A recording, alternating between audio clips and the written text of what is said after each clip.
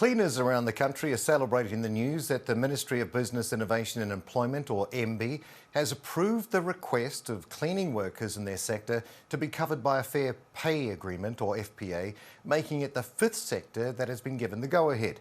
The FPA could be groundbreaking for low-wage cleaners who have previously not had collective bargaining power. E2 organiser Shane Pasene is with us now. Tēnā koe, Shane. Thanks for joining us. Tēnā koe, Neil. Ngā mihi ki a koe. Now, what will this decision ultimately mean for cleaners, particularly around pay and conditions? It gives the cleaners the opportunity to have that power and a bit more cover across the standards in the industry, so that when it comes to things like bargaining, that we can include a lot of the cleaners who sit outside what we have the current collective agreements. And this is a big thing, right? The E2 union and large cleaning companies involved in a multi-employer collective agreement have been in negotiations. You'll be fully aware of this. What progress has been made over the past 12 months?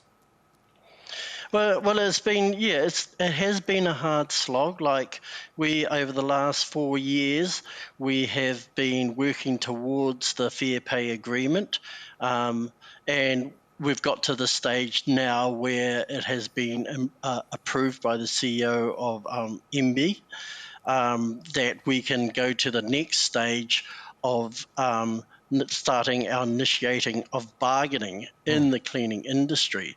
So this is a big game changer for workers, in that not having to deal with individual companies or smaller groups. We can focus right across the cleaning industry.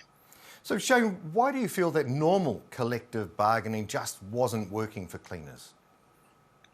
Yeah, what we've found within E2 Union is that a lot of the time with cleaners, their contracts are minimum standard ones.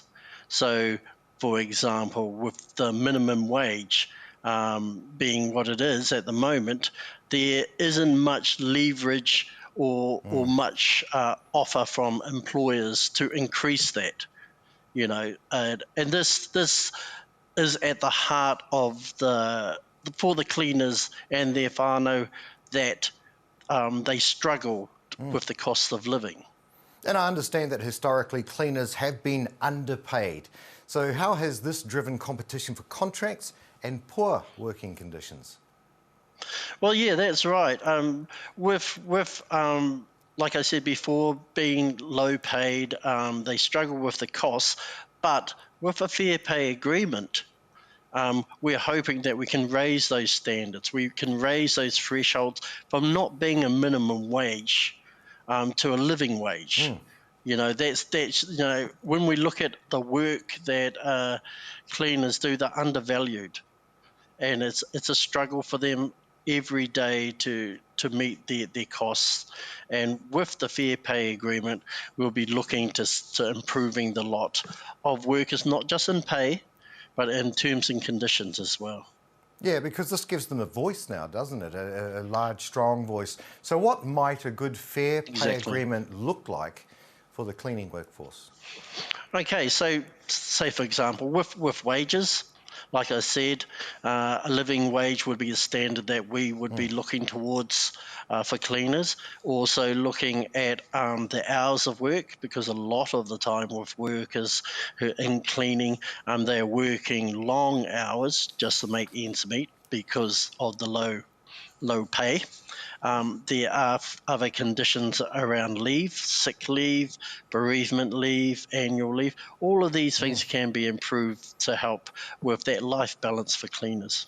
And that other people might just take for granted because they've had this kind of thing for so long. Oh, yeah. Tika.